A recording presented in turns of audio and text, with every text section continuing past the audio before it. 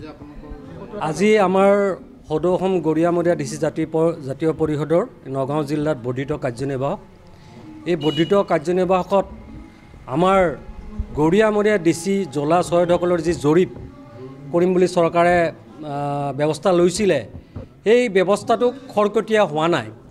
এই বিষয়ে পৰ্যালোচনা কৰাৰ কাৰণে এইখন সভা লগতে আমি দেখিছোঁ যে বসুন্ধৰা 1 আৰু 2ত আমাৰ গৰিয়ামৰীয়াৰ এই খিলঞ্জীয়া ভূমিপুত্ৰসকলৰ ডিচিসকলৰ বিভিন্ন ধৰণৰ মাটি বাৰীৰ ক্ষেত্ৰত যি সমস্যা আছিল এই সমস্যাবিলাক সমাধান হোৱা নাই। গতিকে বসুন্ধৰা 3ত আমি ভাবিছিলোঁ যে এই ক্ষেত্ৰত গৰিয়ামৰীয়া ডিচিসকলৰ কাৰণে জলা চৰাইসকলৰ কাৰণে স্পেচিয়েল কিবা ব্যৱস্থা থাকিব, কিন্তু আমি দেখা পালোঁ যে চৰকাৰে এই ক্ষেত্ৰত কেইটামান অন্য জনগোষ্ঠী খিলঞ্জীয়া জনগোষ্ঠীৰ সন্দৰ্ভত ব্যৱস্থা লৈছে, কিন্তু গৰিয়ামৰীয়া ডিচিসকলে এই ক্ষেত্ৰত বাদ পৰি ৰৈছে।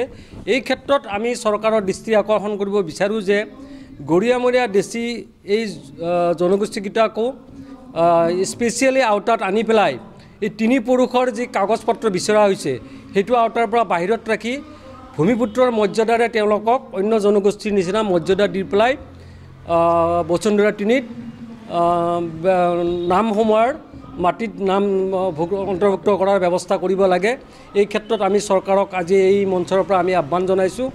লগতে গৰিয়ামৰীয়া ডিচিসকলৰ যি দীঘলীয়া দাবী এই দাবীসমূহ এই সমস্যাসমূহ নিৰ্বাচনৰ আগে আগে সমাধান কৰাৰ কাৰণে এই বিজেপি নেতৃত্বাধীন হিমন্ত বিশ্ব শৰ্মা ডাঙৰীয়া চৰকাৰখনক আমি আহ্বান জনাইছোঁ। আজি প্ৰায় আমাৰ 25খন জিলা আছে। ইয়াত অসমৰ প্ৰতিখন 25খন জিলাৰ পৰা 2-3জনকৈ প্ৰতিনিধি আহিছে আৰু তেওঁলোকৰ নিজৰ বক্তব্য ৰাখিছে, আৰু এই বক্তব্যত এইখিনি কথাই খুব প্ৰকাশ পাইছে যে বসুন্ধৰা 3ত যি আমাৰ সমস্যা এই সমাধান কৰাৰ ক্ষেত্ৰত চৰকাৰে ব্যৱস্থা ল'ব লাগে, আৰু যি চৰকাৰে জৰীপৰ ব্যৱস্থা লৈছে এই জৰীপৰ ব্যৱস্থা যি ধৰণৰ কাৰ্যক্ষম কৰাৰ কাৰণে যি ক্ষিপ্ৰতাৰে ব্যৱস্থা ল'ব লাগিছিল সেই ব্যৱস্থা লেহেমীয়া গতিত হৈছে। গতিকে এই ক্ষেত্ৰত চৰকাৰে সোনকালে ব্যৱস্থা গ্ৰহণ কৰাৰ কাৰণে দাবী জনাইছে।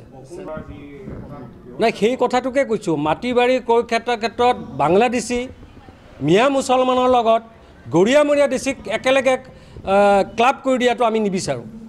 গৰিয়ামৰীয়া ডিচিসকলৰ ইতিহাস, ভূমিপুত্ৰৰ ইতিহাস, গৰিয়ামৰীয়া ডিচিসকলৰ খিলঞ্জীৰ ইতিহাস আছে।